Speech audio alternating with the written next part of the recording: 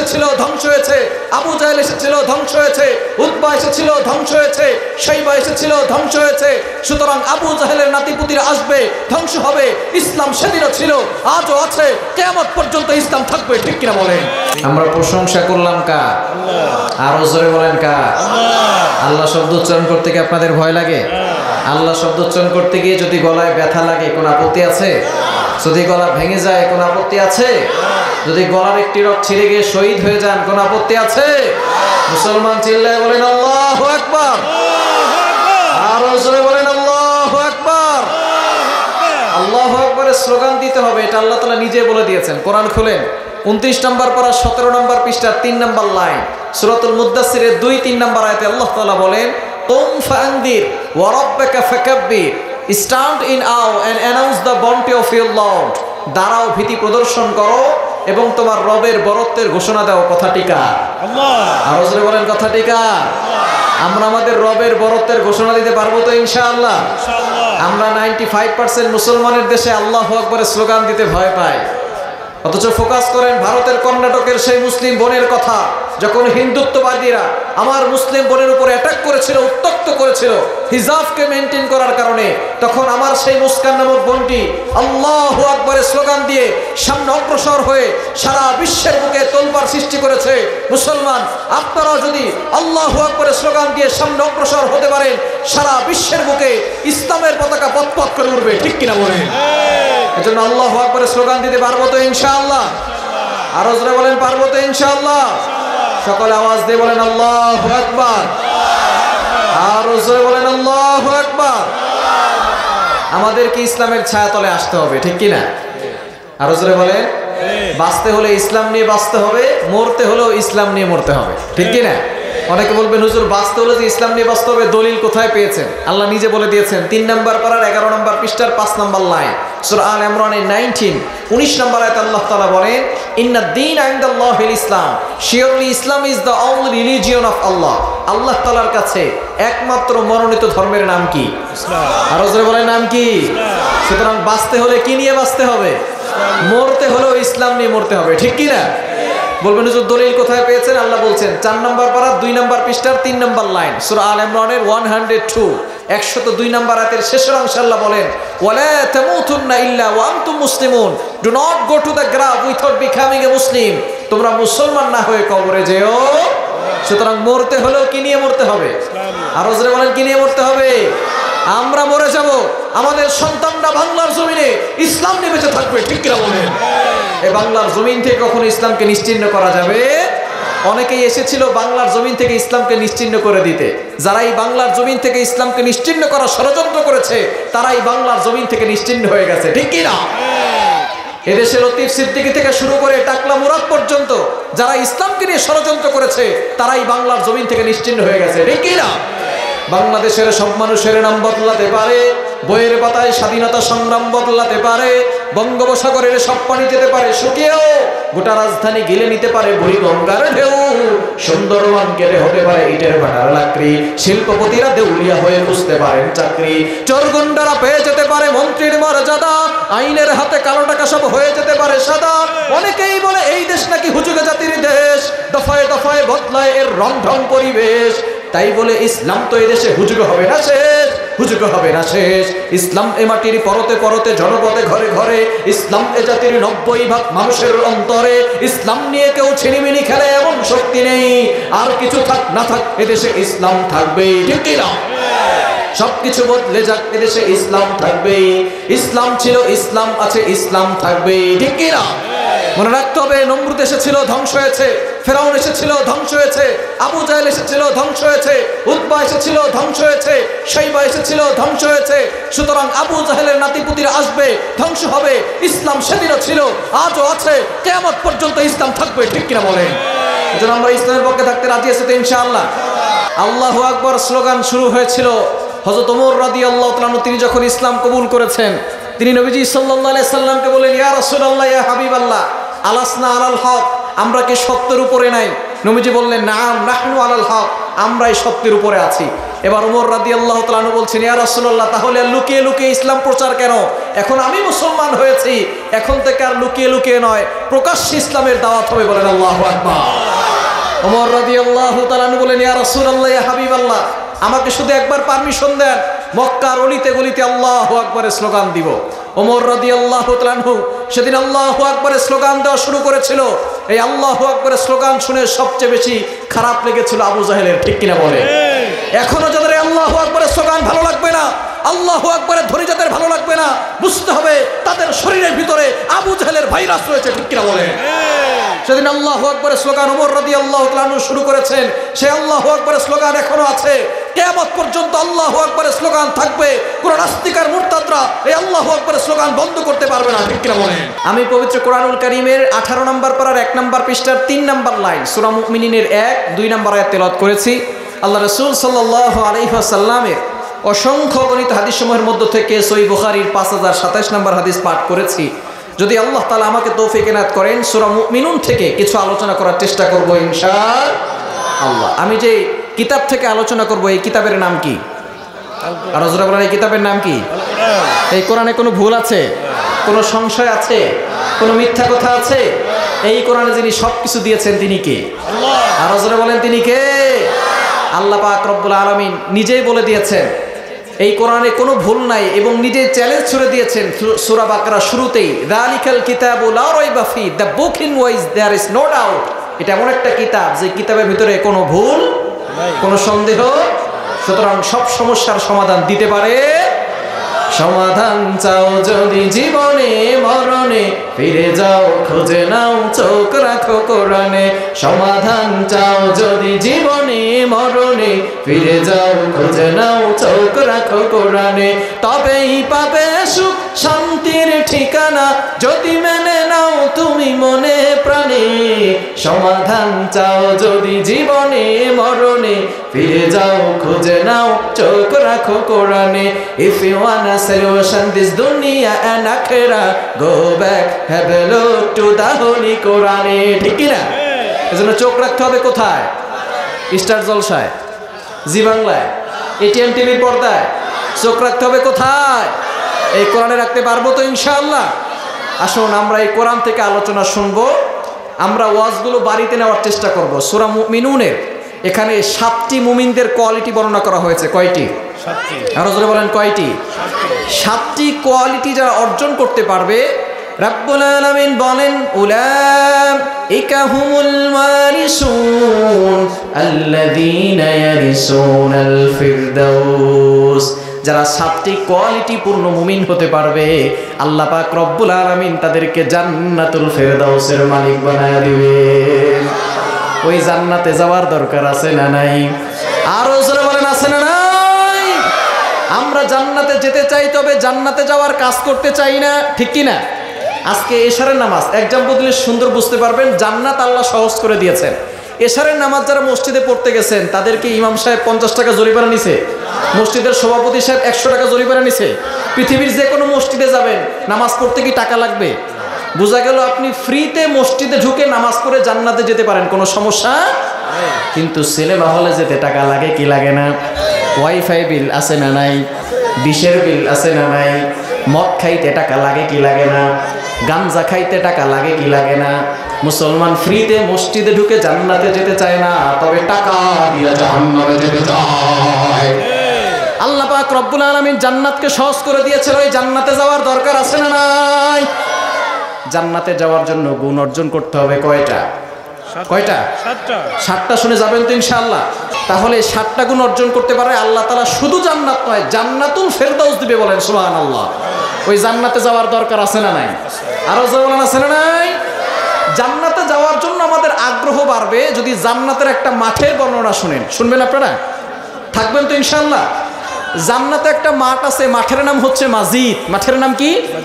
আল্লাহ নিজে বলছেন 26 নম্বর পারা 19 নম্বর পৃষ্ঠার 1 নম্বর লাইন সূরা কফের 35 নম্বর আয়াতে আল্লাহ বলছেন লাহুম মা ইয়াশাউনা ফিহা ওয়া লাদাইনা মাজিদ।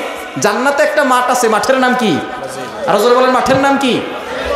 এই মাজিদ নামক মাঠটা কত বড় এটা জানার জন্য আগে জানতে হবে জিবরাইল আলাইহিস সালামের কি পরিমাণ শক্তি, জানার দরকার আছে না নাই? একবার নবীজি সাল্লাল্লাহু আলাইহি সাল্লাম জিবরাইল আলাইহিস সালামকে বললেন, ভাই জিবরাইল, আমি আপনাকে দেখতে চাই। জিবরাইল আলাইহিস সালাম বললেন, ইয়া রাসূলুল্লাহ, ইয়া হাবিবাল্লাহ, আপনি আমাকে দেখলে তো ভয় পাবেন। নবীজি বললেন, না না, ভয় পাবো না, দেখা দেন। হঠাৎ করে জিবরাইল আলাইহিস সালাম অদৃশ্য হয়ে গেলেন। এবার নবীজি দেখলেন আসমান থেকে একটা কালো পর্দা নামতে নামতে জমিন পর্যন্ত লেগে গিয়েছে। ডান পাশ বাম পাশ পুরো পৃথিবী ভরাট হয়ে গেছে, দুনিয়া অন্ধকার হয়ে গেছে। আবার আস্তে আস্তে করে কালো পর্দাটা পর্যন্ত উঠে গেল। হঠাৎ করে জিবরাইল আলাইহিস সালাম অদৃশ্যভাবে হাজির হয়ে বললেন, ইয়া রাসূলুল্লাহ, ইয়া হাবিবাল্লাহ, কি দেখলেন? নবীজি বললেন, আসমান থেকে একটা কালো পর্দা নামতে নামতে জমিন পর্যন্ত লেগে গিয়েছে, ডান পাশ বাম পাশ পুরো পৃথিবী ভরাট হয়ে গেছে।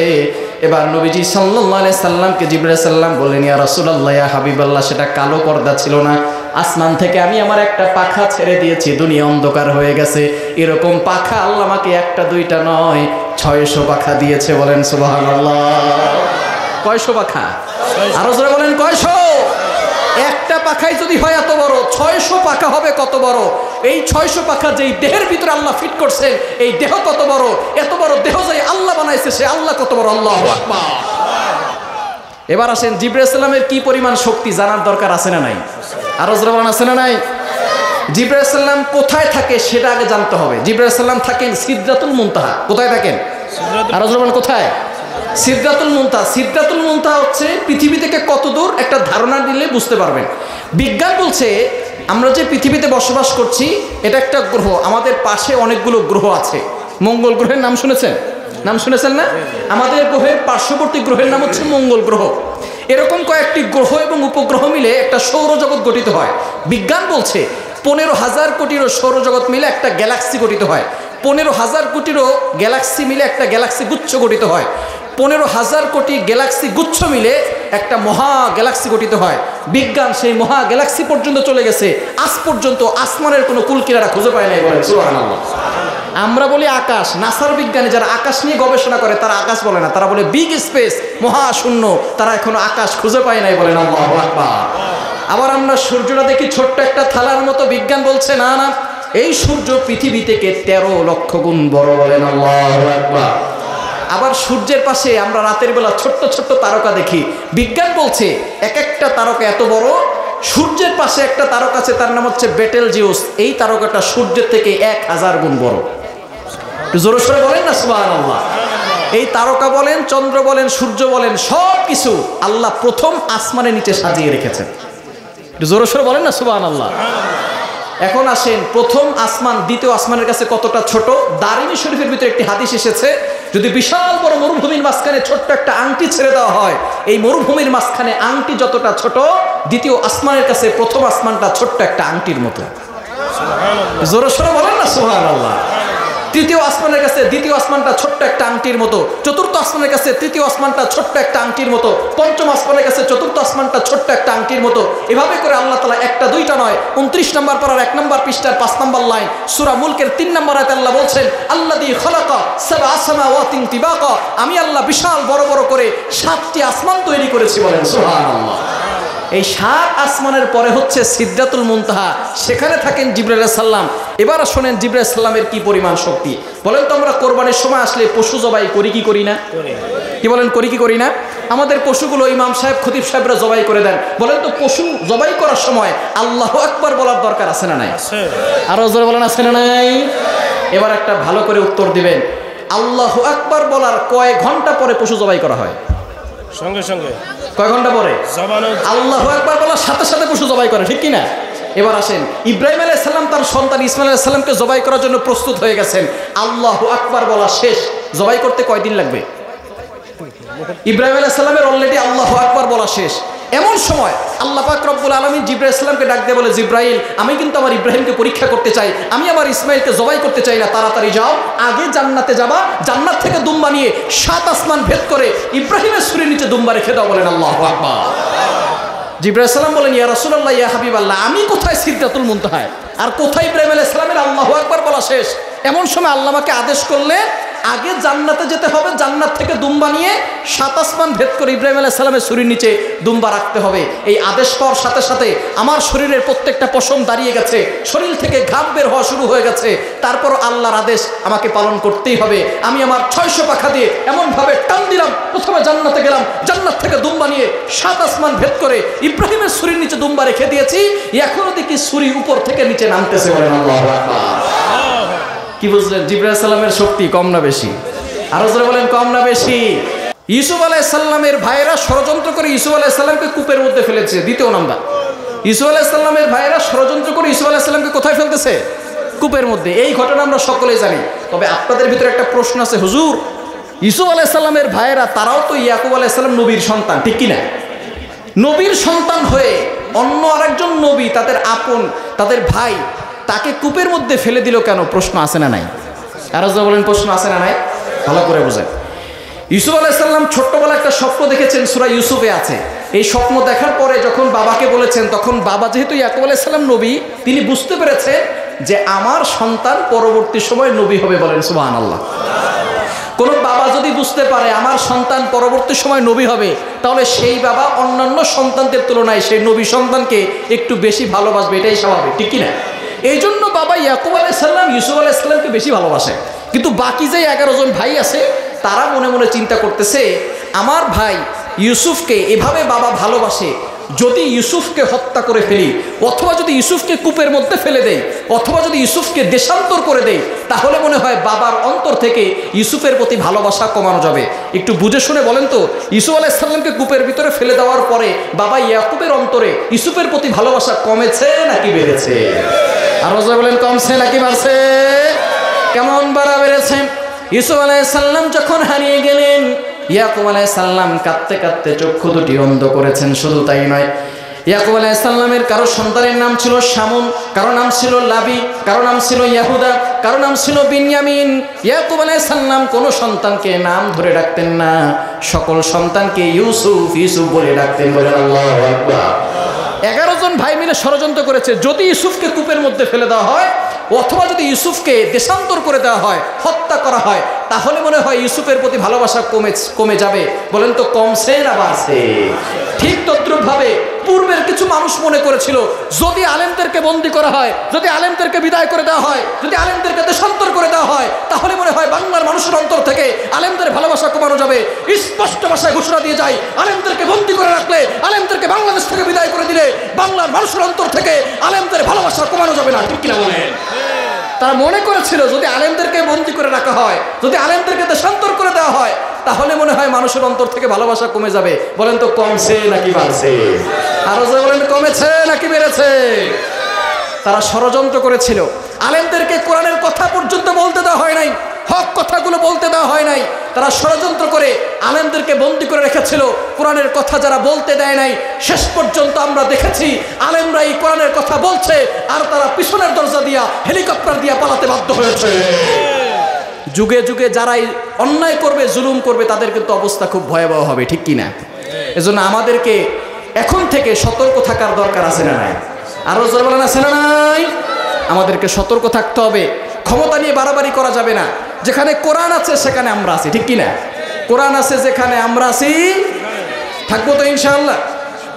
ইউসুফ আলাইহিস সালামের ভাইরা ইউসুফ আলাইহিস সালামকে কেনানের যেই কূপের ভিতরে ফেলে দিল, বলেন তো কূপের নিচে পড়তে সেখানে সময় লাগবে কত সময়? যদি উপর থেকে ফেলে দেয় একজন মানুষ, কূপের নিচে পড়তে কত সময় লাগবে? সাথে সাথে পড়ে যাবে, ঠিক কিনা? যখন ফেলে দেওয়া হয়েছে এমন সময় আল্লাহ পাক রব্বুল আলামিন ইউসুফ আলাইহিস সালাম যখন পড়ে গেছে, তখন জিবরাইল সালামকে ডাক দিয়ে বলে, জিব্রাইল, আমি কিন্তু আমার ইউসুফকে বিপদে ফেলতে চাই না, তুমি তাড়াতাড়ি যাও, আমার ইউসুফ নিচে পড়ার আগে তুমি তোমার নূরের পাখাগুলো বিছিয়ে দাও। বলেন আল্লাহু আকবার। জিবরাইল সাল্লাম বলেন, ইয়া রাসূলুল্লাহ, ইয়া হাবিবাল্লাহ, আমি কোথায় সিদরাতুল মুনতাহা, আর কোথায় ইউসুফ আলাইহিস সালামের ভাইরা ইউসুফ আলাইহিস সালামকে কূপের মধ্যে ফেলে দিয়েছে। এমন সময় যখন আল্লাহ পাক রব্বুল আলামিন আমাকে অর্ডার করেছেন, তখন আমার শরীরের প্রত্যেকটা পশম দাঁড়িয়ে গেছে, শরীর থেকে ঘাম বের হওয়া শুরু হয়ে গেছে। তারপর আল্লাহর আদেশ আমাকে পালন করতেই হবে। আমি আমার 600 পাখা দিয়ে এমনভাবে টান দিলাম, 7 আসমান ভেদ করে কেনারের সেই কূপের কাছে গিয়ে আমি আমার নূরের পাখা বিছিয়ে দিয়েছি। এখনো দেখি ইউসুফ আলাইহিস সালাম উপর থেকে নিচে পড়তেছে। বলেন সুবহানাল্লাহ। কি বুঝলেন? জিবরাইল সালামের শক্তি কম না বেশি? আরো জোরে বলেন, কম না বেশি?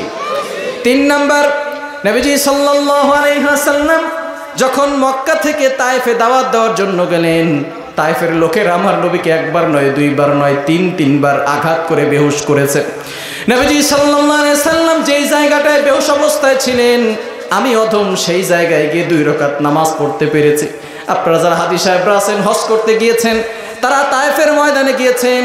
হযরতে আব্বাস রাদিয়াল্লাহু তাআলা আনহু নবীজি সাল্লাল্লাহু আলাইহি সাল্লামকে আঙ্গুরের রস খাওয়ানোর পরে নবীজি সাল্লাল্লাহু আলাইহি সাল্লামের হুঁশ ফিরেছিলেন। আব্বাস রাদিয়াল্লাহু তাআলা আনহুর নামে সেখানে একটা মসজিদ হয়েছে। আমি সেই মসজিদে 2 রাকাত নামাজ পড়ে আল্লাহর কাছে বলেছি, আল্লাহ, আমার নবীর চেহারা তো সুন্দর ছিল, মিশরের নারীরা ইউসুফ আলাইহিস সালামের চেহারা দেখে আঙ্গুল কেটেছে। কোরআন সাক্ষী, সূরা ইউসুফের 31 নম্বর আয়াতে আল্লাহ বলেন, ওয়াকাত্তানা আইদিয়াহুন্না ওয়া কুলনা হাশা লিল্লাহি মা হাদা বাশারা ইন হাদা ইল্লা মালাকুন কারীম।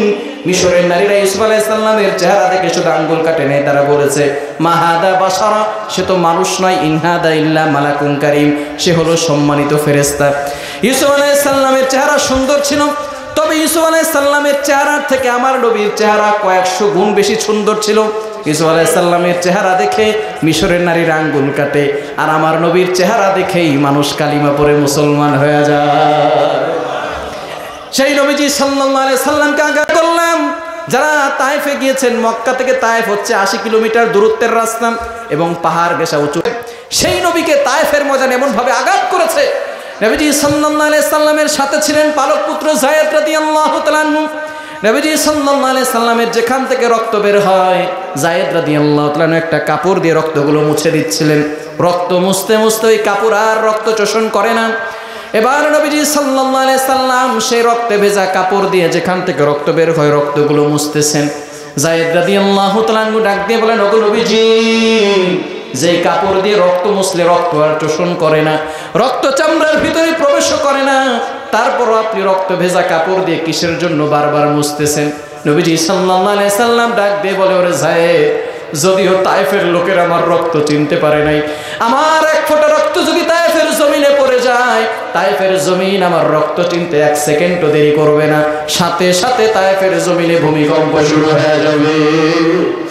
এমন সময় নবীজি সাল্লাল্লাহু আলাইহি সাল্লামের পা মোবারক রক্তে রঞ্জিত হয়ে চামড়ার মোজা ভেদ করে 1 ফোঁটা রক্ত যখন জমিনে পড়ে যাবে, আল্লাহ পাক রব্বুল আলামিন জিবরাইল আলাইহিস সালামকে ডাক দিয়ে বলেন, ও জিবরাইল, ওমা কানা আল্লাহু লিউআযিবাহুম ওয়া আনতা ফীহিম, আমার নবী যেখানে থাকবে সেখানে আযাব আসবে না, আমার নবী যেখানে থাকবে সেখানে আমি গজব দিয়ে ধ্বংস করব না। ওমা আরসালনাকা ইল্লা রাহমাতাল লিল আলামিন, আমি আমার নবীকে রহমত হিসেবে দুনিয়াতে প্রেরণ করেছি। আমার নবীর 1 ফোঁটা রক্ত যদি তায়েফের জমিনে পড়ে যায়, আমি আল্লাহর অর্ডার দিতে হবে না, সাথে সাথে তায়েফের জমিনে ভূমিকম্প শুরু হয়ে যাবে। তাড়াতাড়ি যাও জিবরাইল, আমার নবীর রক্তের ফোঁটা জমিনে পড়ার আগে তুমি তোমার নূরের পাখাগুলো বিছিয়ে দাও। আল্লাহু আকবার। কোথায় রক্তের ফোঁটা তায়েফের জমিনে পড়ে যাবে, তখন আল্লাহ পাক রব্বুল আলামিন জিবরাইল আলাইহিস সালামকে এই কথা বললেন। জিবরাইল আলাইহিস সালাম বলেন, ইয়া রাসূলুল্লাহ, ইয়া হাবিবাল্লাহ, আমি কোথায় সিদরাতুল মুনতাহায়, কোথায় আপনার রক্তের ফোঁটা জমিনে পড়ে যাবে? এমন সময় আল্লাহ আমাকে আদেশ করলেন। তারপরও আল্লাহর আদেশ, আমি আমার 600 পাখা দিয়ে এমনভাবে টান দিলাম, 7 আসমান ভেদ করে তায়েফের জমিনে গিয়ে আমি আমার নূরের পাখা বিছিয়ে দিয়েছি। এখনো দেখি রক্তের ফোঁটা উপর থেকে নিচে পড়তেছে। বলেন আল্লাহু আকবার। কি বুঝলেন? জিবরাইল আলাইহিস সালামের শক্তি কম না বেশি? আরো জোরে বলেন, কম না বেশি? সেই জিবরাইল আলাইহিস সালাম বলছেন, জান্নাতে একটা মাঠ আছে, মাঠের নাম কি মনে আছে? মাশাআল্লাহ, মাঠের নাম কি? মাজিদ। মাজিদ, লাহুম মা ইয়াশাউনা ফিহা ওয়া লাদাইনা মাজিদ। জান্নাতে একটা মাঠ আছে, মাঠের নাম কি? জিবরাইল আলাইহিস সালাম বললেন, ইয়া রাসূলুল্লাহ, ইয়া হাবিবাল্লাহ, এই মাজিদ নামক মাঠটা দেখার জন্য আমি আল্লাহর কাছে পারমিশন চাইলাম। আল্লাহ আমাকে পারমিশন দিয়ে দিলেন। আমি জিবরাইলের খাওয়া দাওয়া নাই, আমি জিবরাইলের পেশাব পায়খানা নাই, আমি জিবরাইলের বিশ্রাম নেওয়ার কোনো প্রয়োজন হয় না। আমি জিবরাইল ওই জান্নাতে মাজিদ নামক মাঠটায় আমি আমার 600 পাখা দিয়ে ধারাবাহিকভাবে টানা 1 দিন নয়, 1 সপ্তাহ নয়, 1 মাস নয়, 1 বছর নয়, টানা 70,000 বছর ধরে 600 পাখা মেলে আমি উঠতে লাগলাম, কিন্তু জান্নাতে মাজিদ নামক মাঠের কোনো কুল কিনারা খুঁজে পাই নাই। কি বুঝলেন? মাজিদ নামক মাঠটা ছোট না বড়? আরো জোরে বলেন, মাজিদ নামক মাঠটা ছোট না বড়? মাজিদ নামক মাঠটাই যদি এত বড় হয় তাহলে জান্নাত কত বড়, জান্নাতুল ফেরদাউস কত বড়। ওই জান্নাতুল ফেরদাউসে যাওয়ার দরকার আছে না? আরো জোরে বলেন, আছে না নাই? জান্নাতে যেতে হলে মুমিন হওয়ার দরকার আছে না নাই? মুমিনদের কোয়ালিটি কয়টি? আরো জোরে বলেন, কয়টি? শুনে যেতে পারবো তো ইনশাআল্লাহ? আজকে মুমিন হয়ে তারপরে বাড়িতে যাব, পারবো তো ইনশাআল্লাহ? দাদার নাতি ওয়াজ শুনতে গেছে। ওয়াজ শুনতে যাওয়ার পরে প্রধান বক্তা যিনি ছিলেন তিনি বলেছেন, দেখেন আমাদের বাংলাদেশে ওয়াজ তো কম হয় না, অনেক ওয়াজ হয়, কিন্তু আমরা আমল করি না, ঠিক কি না? এক কান দিয়ে ঢোকে আর এক কান দিয়ে বের হয়, ঠিক কি না? এবার প্রধান বক্তা বলতেছে, দেখেন ওয়াজ তো সকলে মনে রাখতে পারবেন না, শেষে একটা নসিহত করে যায়, যেখানেই থাকবেন এই একটা ওয়াজ মনে রাখবে। সেই ওয়াজটা হলো, যে যেখানেই থাকেন ফরজ কখনো তরক করা যাবে না। এই কথা শোনার পরে তিনি মোনাজাত করে দিয়েছে। এরপরে সবাই রওনা দিয়েছে বাড়ির পথে। দাদার নাতি তারাও বাড়ির পথে রওনা দিয়েছে। এবার পথিমধ্যে দাদার নাতির মাঝখানে একটা খাল বেঁধেছে। খাল চেনেন না আপনারা? মাশাআল্লাহ, খাল যদিও ছোট, তবে হাঁটুর উপর পর্যন্ত পানি উঠে যাবে। দাদার নাতি যখন খালের কাছাকাছি গেছে, এখন নাতি মনে মনে চিন্তা করতেছে, দেখি দাদায় কি করে। যখন খালের কাছাকাছি গেছে, এখন দেখে নৌকাও নাই, মাঝিও নাই, গভীর রাত হয়ে গেছে, খালের এই পারে তো আর বসে থাকা যায় না। এবার দাদা আস্তে আস্তে খালে নেমে গেছে। এখান থেকে লুঙ্গি ভিজে যাওয়ার কায়দা, লুঙ্গি উঠে তুড়াইতে কাঠ পর্যন্ত উঠেছে। নাতি দাদাকে ডাক বলছে, দাদা কি ওর শুনলেন আর কি আমল করলেন? প্রধান বক্তা বলেছে, যেখানেই যান না কেন ফরজ তরক করা যাবে না। আপনি কি জানেন না হাঁটুর উপরে কাপড় উঠালে ফরজ তরক হয়? এবার দাদা নাতিকে বলতেছে, নাতি কত বছর ওয়াজ শোনো, তোমার বাবা কত বছর ওয়াজ শোনে, 40 বছর ধরে ওয়াজ শুনি, আজ পর্যন্ত কোনো ওয়াজ খালের ওই পারে নিয়ে নেই, সব এই পারেই রেখে গেছি। আপনারা কি ওই পারে নিবেন? বাড়ি পর্যন্ত নিবেন তো ইনশাআল্লাহ? আজকে ইমানদার হয়ে তারপরে বাড়িতে যাব, পারবো তো ইনশাআল্লাহ? তাহলে মুমিনদের কোয়ালিটি কয়টি? আরো জোরে বলেন, কয়টি? আমাদের সমাজে অনেক মানুষ আছে পায়ের উপরে পা তুলে চায়ের স্টলে বসে বসে চা খায়ার বলে, নামাজ না পড়লে কি হয়েছে, সুদ খাইলে কি হয়েছে, ইমান ঠিক আছে। আছে না নাই? আরো জোরে বলেন, আছে না নাই? আগে ইমান ঠিক করতে হবে। ইমান ঠিক থাকলে আপনার সব ঠিক থাকবে। ইমান যদি ঠিক না থাকে, যত ভালো কাজ করবেন কোনো আমলে কাজ হবে। একটা এক্সাম্পল দিলে সুন্দর বুঝতে পারবেন। একের পরে শূন্য দিলে কত হয়? 10। মাশাআল্লাহ। একের পরে 2টা শূন্য দিলে কত হয়? 100। মাশাআল্লাহ। একের পরে 3টা শূন্য দিলে, অঙ্কে তো ভালো পাকা আপনারা। আর একের পরে 4টা শূন্য দিলে কত হয়? 10,000। একের পরে 4টা শূন্য দিলে 10,000। এখন যদি কোনো ভদ্রলোক চিন্তা করে, একের পরে শূন্য এসে একের মানটাকে বাড়িয়ে দিয়েছে, এখন যদি কোনো ভদ্রলোক চিন্তা করে, তাহলে একটাকে কেটে দেই, এক কেটে দিলে 9,999 থাকবে না একালি ঘোড়ার ডিম থাকবে? কি বলেন, 9,999 থাকবে না 4টা শূন্য থাকবে? ঠিক তদ্রুপভাবে আপনার ইমান ঠিক থাকবে, নামাজ পড়বেন শূন্য যোগ হবে, সওয়াব যোগ হবে। হজ করবেন সওয়াব যোগ হবে। এরপরে আপনি যাকাত দিবেন, সওয়াব যোগ হবে। মানব কল্যাণের কাজ করবেন, সওয়াব যোগ হবে। কিন্তু যদি ইমানই ঠিক না থাকে, এক যদি না থাকে, ইমান ঠিক না থাকে, নামাজ পড়বেন শূন্য, হজ করবেন শূন্য, যাকাত দিবেন শূন্য, মানব কল্যাণের কাজ করবেন শূন্য, কোনো আমল আল্লাহর কাছে কবুল হবে না, ঠিক কিনা বলেন? এজন্য আগে এক ঠিক করার দরকার আছে না নাই? আরো জোরে এক ঠিক করার দরকার আছে না নাই? আজকে আমাদের ইমান ঠিক করতে হবে। ইমানদারদের কোয়ালিটি কয়টি? আরো জোরে বলেন, কয়টি? রব্বুল আলামিন বলেন, ক্বাদ আফলাহাল মুমিনুন আল্লাযীনা হুম ফি সালাতিহিম খাশিউন। সফল হয়েছে তারা, মুমিন হয়েছে যারা। মুমিনদের 1 নাম্বার কোয়ালিটি, আল্লাযীনা হুম ফি সালাতিহিম খাশিউন, যারা নামাজে বিনয়ী হবে। নামাজে বিনয়ী হওয়ার দরকার আছে না নাই? আরো জোরে বলেন, আছে না নাই? আমরা অনেকে নামাজ পড়ি, ইমাম সাহেবের পিছনে নামাজ পড়তেছেন, আপনার মনটা যে সংসারের কাজে চলে গেছে, আপনার মনটা যে মাঠে চলে গেছে, আপনার মনটা যে দোকানে চলে গেছে। ইমাম সাহেবও জানে না, পাশের লোকটাও জানে না, একজন জানেন, তিনি কে? আরো জোরে বলেন, তিনি কে? আল্লাহ বলছেন নামাজে বিনয়ী হতে হবে, কিন্তু আমরা অনেকে নামাজই পড়ি না, আছে না নাই? সাহাবায়ে কেরামদের নামাজ কেমন ছিল? বুখারীর বর্ণনা, হযরত খুবাইব রাদিয়াল্লাহু তাআলা আনহুকে যখন কাফেররা শহীদ করে দিবে, তখন তাকে জিজ্ঞেস করেছে, তুমি তোমার শেষ সময়ে শেষ ইচ্ছা কি বলো? হযরত খুবাইব রাদিয়াল্লাহু তাআলা আনহু বললেন, আমার শেষ ইচ্ছা হলো আমি আমার আল্লাহর সাথে কথা বলতে চাই। কাফেররা চিন্তা করলো, আমরা তো শেষ কথা মায়ের সাথে বলতে চাই, বাবার সাথে বলতে চাই, সন্তানদের সাথে শেষ সাক্ষাৎ করতে চাই, কিন্তু খুবাইব তার মায়ের সাথে কথা বলতে চায় না। খুবাইব তার বাবা সবার সাথে কথা বলতে চায় না, খুবাইব চায় তার আল্লাহর সাথে কথা বলতে। আল্লাহর সাথে কিভাবে কথা বলবে? খুবাইব বলে আমি আমার নামাজে দাঁড়াবো, কেননা মুমিনরা যখন নামাজে দাঁড়ায় তখন কথা বলে একজনের সাথে, তিনি কে? যখন আপনি বলছেন আলহামদুলিল্লাহি রাব্বিল আলামিন, all praise is due to Allah, সমস্ত প্রশংসা আল্লাহর জন্য, সাথে সাথে আমাদের রব বলেন হামিদানি আব্দি, my servant is praising me, আমার বান্দা আমার প্রশংসা করছে, বলেন সুবহানাল্লাহ। মুমিনরা নামাজ পড়ে, মুমিনরা নামাজে আল্লাহর সাথে কথা বলে, বলেন আল্লাহু আকবার। হযরত খুবাইব রাদিয়াল্লাহু তাআলা আনহু বললেন আমি আমার রবের সাথে কথা বলতে চাই নামাজে দাঁড়িয়ে। এবার যখন খুবাইব রাদিয়াল্লাহু তাআলা আনহু নামাজে দাঁড়ালেন, সাইদ ইবনে আমর তখনও মুসলমান হন নাই।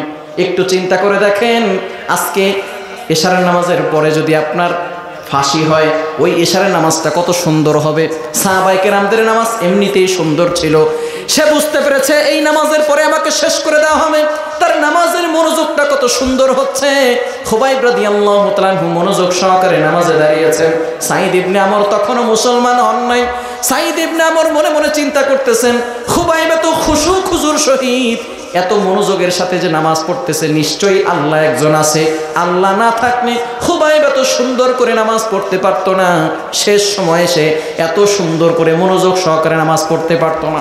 সাইদ ইবনে আমর খুবাইব রাদিয়াল্লাহু তাআলা আনহুর নামাজ দেখে অবাক হলেন।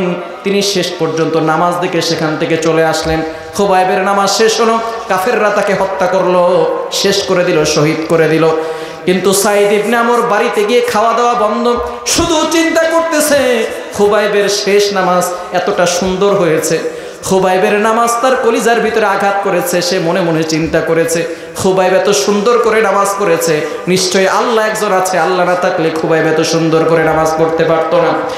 এরপরে নবীজি সাল্লাল্লাহু আলাইহি সাল্লামের কাছে হাজির হলেন। ইয়া রাসূলুল্লাহ, ইয়া হাবিবাল্লাহ, আমার সামনে খুবাইব এত সুন্দর করে নামাজ পড়েছেন, নিশ্চয়ই আল্লাহ আছেন, নিশ্চয়ই আপনি সত্য, কালিমা সত্য। এই খুবাইবের নামাজ দেখে আমার অন্তরচক্ষু খুলে গিয়েছে, আর এখনই আমি কালিমা পড়ে মুসলমান হয়ে গেলাম।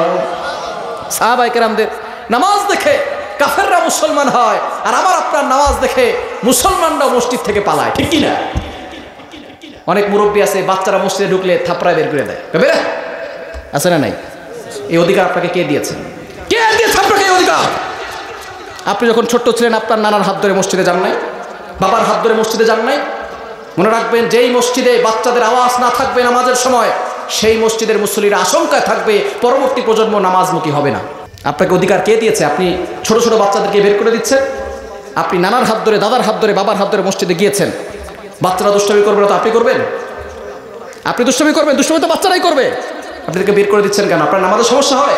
সাহাবায়ে কেরাম নামাজ পড়তেন, কাফেররা ঢোল পিটাইতো, তাদের নামাজের সমস্যা হয় না, আপনার নামাজের সমস্যা হয় কেন? খবরদার বাচ্চাদেরকে বের করে দেবে না। তুরস্কের বিভিন্ন মসজিদে বাচ্চাদের জন্য খেলনা রাখে মসজিদে, যে বাচ্চারা আসুক, এরা পরবর্তী প্রজন্ম নামাজি হবে। কিন্তু আপনারা বাচ্চাদেরকে যে বের করে দিচ্ছেন, এর জন্য আল্লাহর কাছে আপনাকে জবাবদিহি করতে হবে। অনেক মুরব্বী আছে বাচ্চাদেরকে দেখতে পারে, বলে বের হ, আর বাচ্চারা বলে এই মুরব্বী না বললে মসজিদে যাব না, এই বুড়া না বললে মসজিদে যাব না।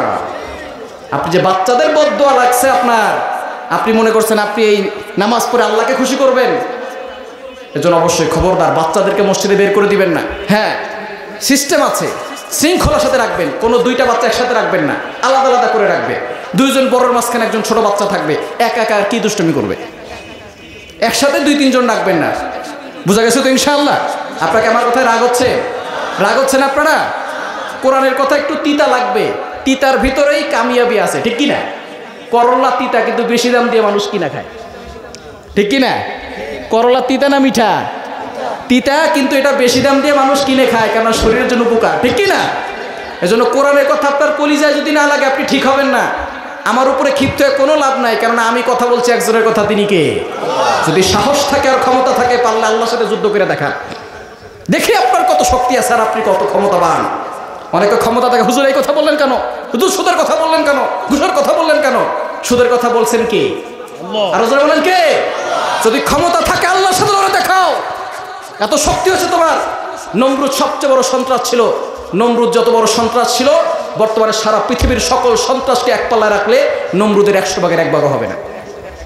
এই নমরুদকে আল্লাহ সাইজ করছে ল্যাংরা মশা দিয়ে। কি মশা? এরকম ল্যাংরা মশা আল্লাহর কাছে আছে না নাই? এরকম অসুস্থ মশা আল্লাহর কাছে আছে না নাই? আল্লাহর এখন কাউকে সাইজ করতে মশাও লাগে না। কিছুদিন আগে ছিল করোনা ভাইরাস, দেখতেও পারি না, করোনা ভাইরাস আইসা অনেকের দুনিয়া থেকে বিদায় করছে, ঠিক কিনা? আমি যখন ইন্ডিয়া প্রোগ্রামে গিয়েছি, একজন ডক্টর আমাকে বলতে, হুজুর শুধু ব্লাডের ভিতরে 5 ধরনের ক্যান্সার আছে। কত ধরনের? 5 ধরনের ক্যান্সার আছে। মানুষের চোখের সাথে ব্রেনে 1,40,000 রগ আছে। একটা রগ যদি আল্লাহ ছেড়ে দেয়, সাথে সাথে লোকটা পাগল হয়ে যাবে। আজকে অহংকার করছেন, দিমাগ দেখাচ্ছেন, সম্পত্তির বড়াই দেখাচ্ছেন, গর্ব করছেন, আপনার ক্ষমতা আছে, বাহাদুরি আছে, একটা রগ ছিঁড়ে গেলে ল্যাংটা হয়ে পাগলের মতো ঘোরা লাগবে, ঠিক কিনা বলেন? কিসের অহংকার দেখেন? আমাকে আপনাকে আল্লাহ বানাইছি তো নাপাক পানি দিয়ে। দুধের কেজি 80 থেকে 90 টাকা কেজি। আমাকে আপনাকে যেই নাপাক পানি দিয়ে আল্লাহ তৈরি করেছে, 1 কেজি কেউ 5 পয়সা দিয়েও কিনবে না। কিসের অহংকার? কিসের অহংকার? যদি অহংকার বেশি হয়, কবরস্থানে যাবেন, সেখানে দেখবেন অনেক মানুষ শুয়ে আছে, অনেক শক্তিশালী মানুষ শুয়ে আছে, অনেক ক্ষমতাশীল মানুষ মাটির সাথে মিশে গেছে। অনেক শক্তিশালী মানুষ, ক্ষমতাশীল মানুষ, সুদর্শন মানুষ, শক্তিশালী মানুষ সব কবরের সাথে মিশে গেছে। আমি আপনি অহংকার করছি। অহংকার যুগে যুগে যারাই করেছে তাদেরকে শেষ করেছেন একজন, তিনি কে? এজন্য কখনো কোরআনের বিরুদ্ধাচরণ করব? পারবো তো ইনশাআল্লাহ, পারবো তো ইনশাআল্লাহ।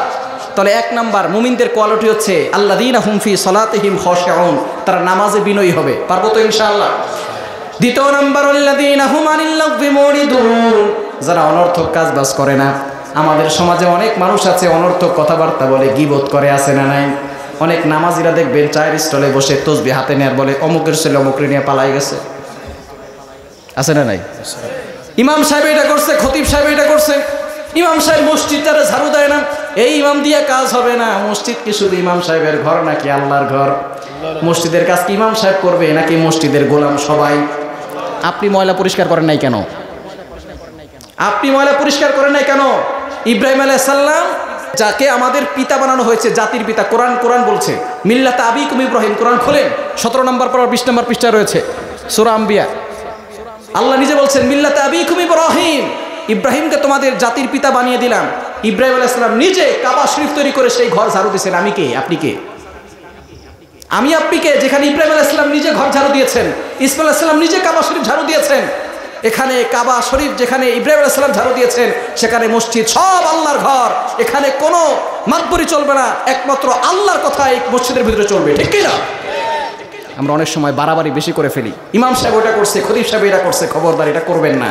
যদি কখনো দেখেন কেউ বলছে হুজুর এটা করে, হুজুরদের সহ্য হয় না, কোরআন সহ্য হয় না, মনে করবেন তার কপাল পুড়ে গেছে, কপাল পুড়ে গেছে, ও শেষ। জীবনে যারা যারা যুগে যুগে যারা যায় আল্লাহর কোরআনের সাথে বেয়াদবি করেছে, আল্লাহ তাআলা তাদেরকে শাস্তি দিয়েছেন, ঠিক কি না? এজন্য খবরদার গীবত করবেন না। আপনি যখন কবরে যাবেন, আমি যখন কবরে যাব, আপনাকে গিয়ে জিজ্ঞেস করবে অমুক কি করেছে বলো, তমুক কি করেছে বলো, বলবে তুমি কি করেছো বলো। আপনাকে জিজ্ঞেস করা হবে না অমুক কি করেছে তমুক কি করেছে। এজন্য অন্যের চরকায় তেল না দিয়ে নিজের চরকায় তেল দিবেন, নিজে সংশোধন হওয়ার চেষ্টা করবেন। বুদ্ধিমান তো সেই ব্যক্তি যে নিজের ভুল বের করে নিজে সংশোধন হয়। এজন্য আমরা নিজেরা সংশোধন হতে পারবো তো ইনশাআল্লাহ। ওয়াল্লাযীনা হুম আনিল লাগবি মুরিদুন, মুমিনদের 2 নাম্বার কোয়ালিটি হচ্ছে তারা সব সময় নিজের অনর্থক কাজ থেকে দূরে রাখে। আমাদের সমাজে বর্তমানে ইয়াং পিপলরা ফেসবুক চালায়, মুরব্বীরাও চালায়, আছে না নাই? আমাদের ডিজিটাল হয়ে আধুনিক যুগ হয়ে আমাদের ফেসবুক এখন ঘরে ঘরে ছড়িয়ে পড়েছে, এবং মুরব্বীরাও বাদ নাই, যুবকরাও বাদ নাই, ঠিক কি না? আমাদের এই ফেসবুক অনলাইন আমাদের সন্তানদেরকে একেবারে ধ্বংসের দ্বার প্রান্তে নিয়ে যাচ্ছে। এজন্য এর থেকে মুক্ত হওয়ার দরকার আছে না নাই? অনর্থক রিলস দেখতে দেখতে 1.5 ঘন্টা 2 ঘন্টা শেষ, ঠিক কি না? রিলস দেখতে দেখতে 1.5 ঘন্টা 2 ঘন্টা শেষ। খবরদার, এভাবে সময় নষ্ট করা যাবে না, অনর্থক সময় নষ্ট করবেন না। আমাদের ডিজিটাল হতে হতে আমরা আস্তে আস্তে আল্লাহর কোরআন থেকে দূরে সরে যাচ্ছি। ডিজিটাল হওয়া যাবে, তবে আল্লাহর কোরআন থেকে দূরে সরে নয়। আপনি আল্লাহর কোরআন নিয়ে ইসলামকে পরিপূর্ণভাবে ফলো করে তারপরে যেতে হবে। পারবো তো ইনশাআল্লাহ? আমাদেরকে সকল অনর্থক কাজ থেকে দূরে সরে আসতে হবে। ওয়াল্লাযীনা হুম আনিল লাগবি মুরিদুন, মুমিনদের 2 নাম্বার গুণ হচ্ছে তারা অনর্থক কাজ থেকে দূরে থাকে। 3 নাম্বার ওয়াল্লাযীনা হুম লিয-যাকাতি ফাইলুন, যারা পরিপূর্ণভাবে যাকাত দেয়। যাকাত দেওয়ার দরকার আছে না নাই? আরো জোরে বলেন, আছে না নাই? আমাদের সমাজে অনেক মানুষ আছে, সম্পদ অনেক আছে, কিন্তু যাকাত হিসাব করে দেয় না। আপনার যে টাকা আছে সেটাকে 40 ভাগ করে 1 ভাগ যাকাত দিতে হবে। 1 লক্ষ টাকা থাকলে 2,500 টাকা আপনার উপরে যাকাত। এটা 1 বছর বয়স অতিবাহিত হতে হবে। আপনার কাছে 1 লক্ষ টাকা আছে, তার বয়স 1 বছর অতিবাহিত হয়েছে, সেখান থেকে 40 ভাগের 1 ভাগ অর্থাৎ 2,500 টাকা যাকাত। এই 2,500 টাকা যাকাত না দিলে বাকি ৯৭৫,০০০ টাকা সম্পূর্ণরূপে হারাম।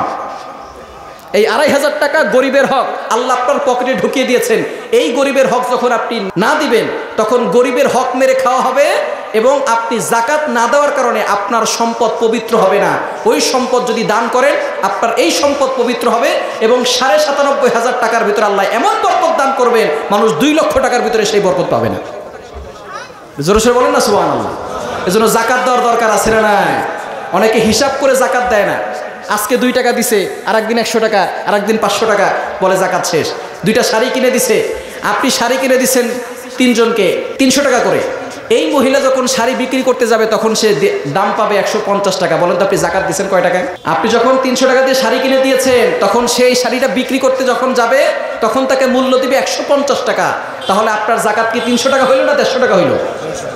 এভাবে করে আমরা অনেকে বাটপারি করি, এটা বলে বাটপারি। যাকাত দেওয়ার নাম এটা নয়, যাকাত হচ্ছে গরিবের হক। আপনি এটা গরিবের কাছে সঠিকভাবে পৌঁছে দিবেন। পারবেন তো ইনশাআল্লাহ? আরো জোরে বলেন, পারবেন তো ইনশাআল্লাহ? আমরা যাকাত দেই না, যার কারণে আমাদের সম্পদ পবিত্র হয় না এবং হারাম সম্পদ খেলে নামাজ রোজা হজ যাকাত কোনো কিছুই কবুল হবে। আবার দেখবেন অনেক নামাজি আছে ৫ ওয়াক্ত নামাজ পড়ে, হাতে তসবিহ নিয়ে ঘুরে, কপালে দাগ পড়ে গেছে, আবার সুদের কারবার করে। আছে না নাই? আছে আছে এই এলাকায় মনে হয় নাই? এলাকায় আছে। সুদ হচ্ছে সবচেয়ে ভয়ঙ্কর গুনাহ। এই সুদের ব্যাপারে ফতোয়া কি মোল্লার না আল্লাহর? আল্লাহর। আর জোরে মোল্লার না আল্লাহ? আল্লাহ নিজে বলছেন ৩ নম্বর পারা ৬ নম্বর পৃষ্ঠা ৩ নম্বর লাইন সূরা বাকারা 275 275 নম্বর আয়াত। আহাল্লাল্লাহুল বাইআ ওয়া হাররামার রিবা। Business lawful and usury unlawful. ব্যবসা হালাল, সুদের কারবার হারাম করেছেন কে? আল্লাহ। আর জোরে বলেন কে? সুতরাং মোল্লার উপরে ক্ষিপ্ত হয়ে লাভ নাই। আল্লাহ আয়াত নাজিল করে দিয়েছেন সুদ ছাড়তে হবে। সুদ হচ্ছে জঘন্যতম গুনাহ। নবীজি সাল্লাল্লাহু আলাইহি সাল্লাম জানিয়ে দিয়েছেন দিরহামু রিমান ইয়াকুলুহুর রাজুলু ওয়া হুয়া ইয়ালামু আশাদ্দু মিন 36 জানিয়া। যে ব্যক্তি জেনে শুনে 1 টাকা সুদ খাবে 36 বার জিনা করলে যেই গুনাহ হয় সেই গুনাহ তার আমলনামায় চলে যাবে। জীবনে যারা 1 টাকা সুদ খেয়েছেন 36 বার জিনা করার গুনাহ করেছেন। জীবনে যারা 100 টাকা সুদ খেয়েছেন 3600 বার জিনা করার গুনাহ করেছেন। জীবনে যারা 1000 টাকা সুদ খেয়েছেন 36,000 বার জিনা করার গুনাহ করেছেন। আপনি জিনা কর। শুধু তাই নয়, নবীজি সাল্লাল্লাহু আলাইহি সাল্লাম আরো বলেছেন আর রিবা 70 জুসআ। সুদের 70টি শাখা রয়েছে। আইসারাহা আইয়ানকিহার রাজুলু উম্মা। সর্বনিম্ন শাখা হলো আপন মায়ের সাথে জিনা করার গুনাহ। বলেন নাউজুবিল্লাহ। জোরে সোরে বলেন না নাউজুবিল্লাহ। এবার আপনি চিন্তা করে দেখেন কতটা জঘন্যতম গুনাহ এটা। এই ওয়াজের পরেও যদি কারো সুদ ছাড়তে মনে না চায়, আল্লাহর রাস্তে আপনার ওয়াজ শোনার দরকার নেই। আপনি এই মসজিদ থেকে উঠে যান, আপনার ওয়াজ শুনে কোনো ফায়দা হবে না। বাংলাদেশে 50 বছর ধরে সুদের ব্যাপারে ওয়াজ চলে। এখনো যদি আপনি সুদ না ছাড়তে পারেন, যেই সুদ খেলে আপন মায়ের সাথে জিনা করার গুনাহ হয়, সেই সুদ যদি আপনি না ছাড়তে পারেন তাহলে কোশ্চিনকালে আপনার আল্লাহর কোনো কথা দিয়ে আপনি পরিবর্তন হতে পারবেন না। আমাদের সমাজে কিছু প্রস্টিটিউট নারী আছে যারা নিজের দেহকে বিক্রি করে খায়। এরকম কিছু নারী আছে না নাই? আমরা তাদেরকে বলি, দেখে তাদের মুখে থুতু নিক্ষেপ করে আর বলি তোমার মতো হতভাগার কপাল পোড়া কেউ নাই। তুমি তোমার দেহকে বিক্রি করে খাও। সে তো অভাবের কারণে খায়, স্বভাবের কারণে খায় না। অভাবের কারণে সে নিজের দেহকে বিক্রি করে খায়, অভাবের কারণে খায়, স্বভাবের কারণে খায় না। যে সুদ খায় স্বভাবের কারণে খায়। সুতরাং যে ব্যক্তি সুদ খেলো 1 টাকা 36 বার জিনা করার গুনাহ করলো, আপন মায়ের সাথে জিনা করার গুনাহ করলো। সুতরাং বেশ্যা নারীর মুখে যদি থুতু দেওয়া হয়, যে ব্যক্তি সুদ খায় তার মুখে জুতা পিটা করা দরকার।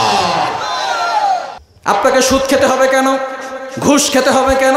আপনি তো আশরাফুল মাখলুকাত। 50,000 বছর আগে রিজিক নির্ধারণ করেছেন কে?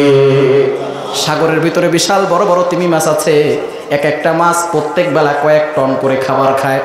আপনি একদিনে 1 কেজি চাউলের ভাতও খেতে পারেন না, অথচ সাগরে একটা তিমি মাছ এক বেলায় কয়েক টন খাবার খায়। ওই তিমি মাছকে রিজিক দেন কে? আজ পর্যন্ত তিমি মাছ কোনোদিন সুদ খায় নাই, কোনোদিন ঘুষ খায় নাই। আজ পর্যন্ত কোনো প্রাণী সুদ খায় নাই, ঘুষ খায় নাই।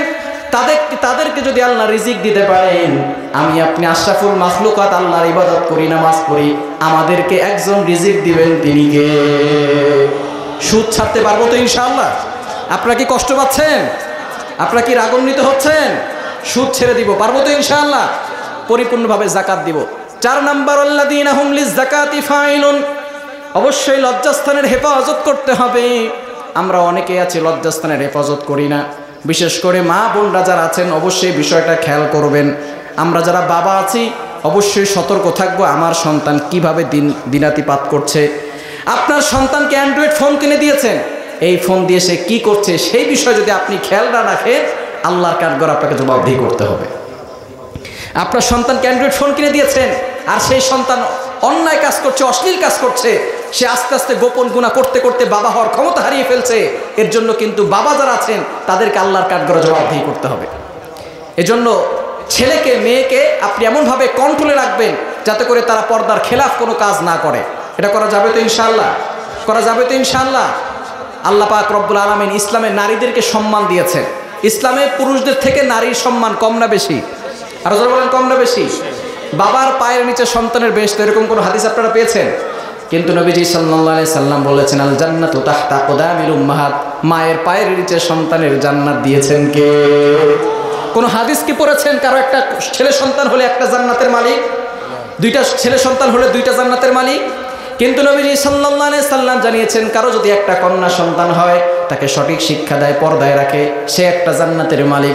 দুইটা কন্যা সন্তান হলে দুইটা জান্নাতের মালিক, তিনটা কন্যা সন্তান হলে তিনটা জান্নাতের মালিক। বলেন তো পুরুষের থেকে নারীর সম্মান কম না বেশি? আরো জোরে বলেন, কম না বেশি? সুতরাং নারীদেরকে পর্দায় রাখার চেষ্টা করবেন। কিন্তু বর্তমান আমার এই সমাজ জাহিলি যুগের সমাজকেও হার মানিয়েছে, ঠিক কি না? সে যুগে খুন করা হতো, এ যুগে আরো জঘন্যভাবে খুন করা হয়। সে যুগে ধর্ষণ হতো, আড়ালে আবডালে ধর্ষণ হতো। এ যুগে মায়ের সামনে মেয়েকে পালাক্রমে ধর্ষণ করা হয়, বাবার সামনে মেয়েকে পালাক্রমে ধর্ষণ করা হয়, স্বামীর সামনে স্ত্রীকে পালাক্রমে ধর্ষণ করা হয়। সুতরাং এই সমাজ জাহিলি যুগের সমাজকেও হার মানিয়েছে, ঠিক কিনা বলেন? যেই সমাজ 3 বছরের শিশুকন্যার ইজ্জতের নিরাপত্তা দিতে জানে না, যেই সমাজ 5 বছরের শিশুকন্যার ইজ্জতের নিরাপত্তা দিতে জানে না, যেই সমাজ আমার মায়ের ইজ্জতের নিরাপত্তা দিতে জানে না, যেই সমাজ আমার বোনের ইজ্জতের নিরাপত্তা দিতে জানে না, এমন সমাজ ভেঙে চুরমার করতে হবে, ঠিক কিনা বলেন? এই সমাজকে পরিবর্তন করতে হবে। এই সমাজকে পরিবর্তন করতে হলে এই অসভ্যতার কবর রচনা করে আল্লাহর জমিনে আল্লাহর বিধান বাস্তবায়ন করার জন্য কারা কারা প্রস্তুত আছেন? দুহাত তুলে আল্লাহকে দেখা। আল্লাহ পাক রব্বুল আলামিন সকলকে কবুল করেন, সকলে বলেন আমিন। আরো জোরে বলেন আমিন। সুতরাং নারীদেরকে আল্লাহ তাআলা সম্মান দিয়েছেন, নারীদের সাথে অবশ্যই ভালো ব্যবহার করার চেষ্টা করবেন, পারবেন তো ইনশাআল্লাহ? তাদের জন্য আল্লাহ পাক রব্বুল আলামিন জান্নাত একেবারে সহজ করে দিয়েছেন। নারীরা 4টা কাজ করলে জান্নাতি। কয়টা? আরো জোরে বলেন, কয়টা? নারীরা 4টি কাজ করলে জান্নাতি। 1 নাম্বার 5 ওয়াক্ত নামাজ পড়বে, 2 নাম্বার রমজানে রোজা রাখবে, 3 নাম্বার স্বামীর খেদমত করবে, 4 নাম্বার সতীত্বের হেফাজত করবে, পর্দা করবে। অনেক নারীরা প্রথম 2টা করলেও শেষের 2টা করতে চায় না, ঠিক কিনা? প্রথম 2টা ঠিকঠাক মতো করে, কিন্তু অনেকে আছে স্বামীর কথা শোনে, রাতের বেলা মশার টানানো নিয়ে ঝগড়া আছে না নাই? সে বলে তুমি টানো, আর সে বলে তুমি টানো, শেষ পর্যন্ত দুইজনে মশারি না টানে মশার কামড় খায়, ঠিক কিনা? খবরদার মা বোনরা যারা আছেন, আপনার স্বামী হচ্ছে আপনার হীরার টুকরা। স্বামীর খেদমত করবেন, স্বামীকে মহব্বত করবেন, স্বামীকে সম্মান করবেন। নবীজি সাল্লাল্লাহু আলাইহি সাল্লাম জানিয়ে দিয়েছেন, যদি কোনো স্ত্রী মারা যায় আর তার স্বামী যদি তার উপরে সন্তুষ্ট থাকে, তাহলে ওই স্বামী সন্তুষ্ট থাকার কারণে ওই স্ত্রীর জন্য আল্লাহ পাক রব্বুল আলামিন জান্নাতের 8টি দরজায় খুলে দিবে, বলেন সুবহানাল্লাহ। এজন্য মা বোনরা স্বামীর খেদমত করবেন, স্বামীর সাথে ভালো ব্যবহার করবেন। এখন স্ত্রীর আপনার সাথে ভালো ব্যবহার করবেন, আপনি বাসায় গিয়ে বড় রোদুরা পিটাইবেন, পারবেন না? পারা যাবে? বউ মারে কে কে দেখি হাত তোলেন। দেখছেন সব ফেরেশতা, কেউ বউ পিটায় না। এই জায়গা ঠিক হয়েছে, তাই নাকি? এই জায়গা ঠিক হয়ে গেছে। যাক মাশাআল্লাহ। 29,000 ফিট উচ্চতা। আজকে গুগলে গিয়ে সার্চ করবেন মাউন্ট এভারেস্ট সম্পর্কে। মাউন্ট এভারেস্ট যারা বিজয় করেছে, সেখানে মধ্যাকর্ষণ শক্তির কারণে অক্সিজেন নিতে পারে না, অক্সিজেন নেওয়া যায় না, এজন্য অক্সিজেন নিয়ে যেতে হয়। যারা মাউন্ট এভারেস্ট বিজয় করবে দেখবেন পিছনে অক্সিজেন নিয়ে যায়, এবং সেখানে অক্সিজেন নিতে না পারার কারণে অক্সিজেন নিয়ে যায়। বিজ্ঞান আপনার সন্তানকে বলবে মাত্র 29,000 ফিট উপরে উঠতে গেলেই অক্সিজেন নিয়ে যেতে হয়। তোমার নবী তো 29,000 ফিট নয়, 7 আসমান ভেদ করে মেরাজ করেছে, তোমার নবী অক্সিজেন কোথায় পেয়েছে? সুতরাং নবীজি মেরাজ করতে পারে নাই, বলেন নাউজুবিল্লাহ। জোরসে বলেন না নাউজুবিল্লাহ।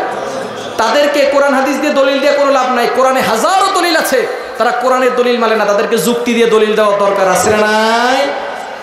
কোরআনে দলিল আছে। বলেন তো আগুন কার কথা শুনে? সূর্য কার কথা শুনে? চন্দ্র কার কথা শুনে? ইব্রাহিম আলাইহিস সালামকে নমরুদ যখন আগুনে নিক্ষেপ করেছেন, আল্লাহ পাক রব্বুল আলামিন সরাসরি আগুন করেছেন, কুলনা ইয়া নারু কুনি বারদাও ওয়া সালামান আলা ইব্রাহিম। হে আগুন, তুমি আমার ইব্রাহিমের জন্য শীতলময় ঠান্ডা হয়ে যাও। আগুন মানুষকে পুড়িয়ে দেয়, কিন্তু ইব্রাহিম আলাইহিস সালামকে আগুন পোড়ায় নাই। ইব্রাহিম আলাইহিস সালাম 40 দিন সেখানে ছিল।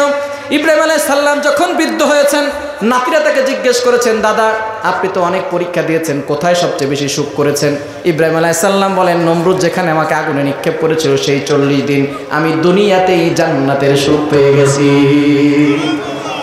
ইব্রাহিম আলাইহিস সালামকে আগুনে পোড়াতে পারে নাই, কারণ আগুনকে আল্লাহ নিজে অর্ডার করেছিলেন, আগুন ইব্রাহিম আলাইহিস সালামকে পোড়ান নাই। সুতরাং আগুন কার কথা শোনে? কোরআন দিয়ে দলিল দিলে তারা শুনবে না, তাদেরকে যুক্তি দিয়ে দলিল দিতে হবে। তারা বলে সূর্যের তাপমাত্রা 1,40,00,000 সেলসিয়াসের তাপমাত্রা কিভাবে নবীজি ভেদ করে গেল? আমরা তাদেরকে যুক্তি দিয়ে বলতে চাই, বর্তমানে 2025 সালে এসে আমরা ওয়াটারপ্রুফ জ্যাকেট দেখেছি, ওয়াটারপ্রুফ পোশাক দেখেছি। আপনারা কি দেখেছেন? ইউটিউবে সার্চ দেবেন, দেখবেন ওয়াটারপ্রুফ পোশাক পরে নদীতে ঝাঁপ দিলে পানি শরীরে স্পর্শ করে না। এরকম পোশাক আপনারা দেখেছেন? এখন ফায়ার প্রুফ জ্যাকেট বের হয়েছে, যেই পোশাক পরে আগুনে ঝাঁপ দিলে আগুন শরীরে স্পর্শ করে না। বলেন আল্লাহু আকবার। ফায়ার প্রুফ জ্যাকেট পরে ফায়ার সার্ভিসের লোকেরা তারা আগুনে ঝাঁপ দিয়ে আগুন নিভাতে যায়। সুতরাং বিজ্ঞান 2025 সালে এসে যদি ফায়ার প্রুফ জ্যাকেট বানাতে পারে, আমার নবীকে 1500 বছর আগে আল্লাহ তাআলা ফায়ার প্রুফ জ্যাকেট পরিয়ে সূর্যের তাপমাত্রা ভেদ করে মেরাজ করিয়েছেন। বলেন আল্লাহু আকবার। তারা বলে 29,000 ফিট উচ্চতা, সেখানে অক্সিজেন লাগে, আর 7 আসমান ভেদ করে গিয়েছে, সেখানে অক্সিজেন কোথায় পেয়েছে? আমরা তাদেরকে বলতে চাই, মায়ের গর্ভে বাচ্চা প্রথম 4 মাস মরা থাকে। কয় মাস? 4 মাস। 40 দিন পর পর বাচ্চার গেট আপ চেঞ্জ হয়। প্রথম 40 দিন রক্ত, তারপরে 40 দিন গোশতের টুকরা, তারপরে 40 দিন হাড্ডি, এরপরে করে আল্লাহ পাক রব্বুল আলামিন শক্ত করেন 40 দিন পর পর। অর্থাৎ 4 মাস, 1 মাস 20 দিন পরে, 10 দিন পরে আল্লাহ পাক রব্বুল আলামিন 4 মাস পরে বাচ্চার ভিতরে রূহটাকে ফুঁকে দেন। বলেন সুবহানাল্লাহ। প্রথম 4 মাস তো মরা ছিল বাচ্চা, তারপরে 5 থেকে 6 মাস মায়ের গর্ভে বাচ্চা পানির ভিতরে থাকে। যারা জানেন না ডক্টরের কাছে জিজ্ঞেস করবেন, ডক্টর বলবে মায়ের পেটের ভিতরে বাচ্চা কোথায় থাকে? পানির ভিতরে থাকে। মায়ের পেটের ভিতরে বাচ্চা যে পানির ভিতরে থাকে, এই বাচ্চা পানির ভিতরে আছে, সেখানে বাচ্চাকে অক্সিজেন দিয়েছেন কে? আরো যারা বলেন কে? এখন তারা বলবে, বিজ্ঞান বলবে মায়ের সাথে সন্তানের নাভির সাথে কানেকশন আছে, মা নিঃশ্বাস নিয়েছে, নাভির সাথে যুক্ত হয়ে সন্তানও নিঃশ্বাস নিয়েছে। আমরা বলবো ঠিক আছে তোমাদের যুক্তি, তাহলে বলো ডিমের ভিতরে মুরগির বাচ্চা জীবিত থাকে কি থাকে না? ডিমের ভিতরে মুরগির বাচ্চাকে অক্সিজেন দিয়েছেন কে? যে আল্লাহ ডিমের ভিতরে মুরগির বাচ্চাকে অক্সিজেন দিতে পারেন, যে আল্লাহ মায়ের গর্ভে 5 থেকে 6 মাস ছোট্ট বাচ্চাটাকে পানির ভিতরে অক্সিজেন দিতে পারেন, সে আল্লাহ আমার নবীকে 29,000 ফিট নয় 7 আসমান ভেদ করে অক্সিজেন দিয়ে মেরাজ করিয়েছেন। বলেন আল্লাহু আকবার। সুতরাং সন্তানদেরকে ধর্মীয় শিক্ষা এবং ইসলামিক মৌলিক শিক্ষা দেওয়ার দরকার আছে না নাই? কোরআনের ভিতরে সব আছে। এই কোরআন শুধু আমরা মনে করি যেটা 14,000 বছর আগে, 1,500 বছর আগে যেটা নাজিল হয়েছে, সেই কোরআন পরে আমরা মনে হয় সামনে অগ্রসর হতে পারবো না। আমি বলতে চাই, এই কোরআন নিয়ে যদি আমরা সামনে অগ্রসর হই, তাহলে সারা বিশ্বের বুকে কালিমার পতাকা পথ করে উঠবে। ঠিক কিনা বলেন? এজন্য কোরআনকে আঁকড়ে ধরা দরকার আছে না নাই? আরো জোরে আছে না নাই? তাহলে 5 নম্বর, আল্লাযীনা হুম লিআমানাতিহিম, আমানতের খেয়ানত করা যাবে না। 6 নাম্বার, ওয়াহদিহিম রাউন, ওয়াদার খেলাফ করা যাবে না। 7 নাম্বার, ওয়াল্লাযীনা হুম আলা সালাওয়াতিহিম ইউহাফিজুন, নামাজকে হেফাজত করতে হবে, নামাজ মিস করা যাবে না। তাহলে মুমিনদের কোয়ালিটি হলো কয়টি? আরো জোরে বলেন 7টি। প্রথম দিয়ে আল্লাহ নামাজ শুরু করলেন, শেষেও আল্লাহ নামাজ দিয়ে শেষ করলেন। মুমিনদের কোয়ালিটির ভিতরে নামাজ পড়ার খুবই গুরুত্বপূর্ণ ভূমিকা আল্লাহ পাক রব্বুল আলামিন মুমিন সূরা মুমিনুনে নাজিল করেছেন। শুরুও করলেন নামাজ দিয়ে, শেষও করলেন নামাজ দিয়ে। সুতরাং এই নামাজ পরিপূর্ণভাবে পড়ার দরকার আছে না নাই? আরো জোরে আছে না নাই? নামাজ পরিপূর্ণভাবে আদায় করতে হবে, পরিপূর্ণভাবে নামাজ পড়তে হবে। কিন্তু আমরা অনেকে নামাজ পড়ি, ফজরের ক্ষণ গেল পড়নি নামাজ, জোহরেও ডুবেছিলেন নিয়ে শত কাজ, হেলায় খেলায় গেল আসরের কাল, হেলায় খেলায় গেল আসরের কাল, মাগরিবেও পড়লে না নামাজির সাজ, ফজরের ক্ষণ গেল পড়নি নামাজ, জোহরেও ডুবেছিলেন নিয়ে শত কাজ, বিনোদনে কেটে গেল এশার সময়, এতটুকু জাগলো না কবরের ভয়, খুঁজলে না একবারও নাজাতের পথ, মুসলিম নাম নিতে পেলে না তো লাজ, ফজরের ক্ষণ গেল পড়নি নামাজ, জোহরেও ডুবেছিলে নিয়ে শত কাজ। ঠিক কিনা? নামাজ পড়তে পারবো তো ইনশাআল্লাহ? পারবো তো ইনশাআল্লাহ?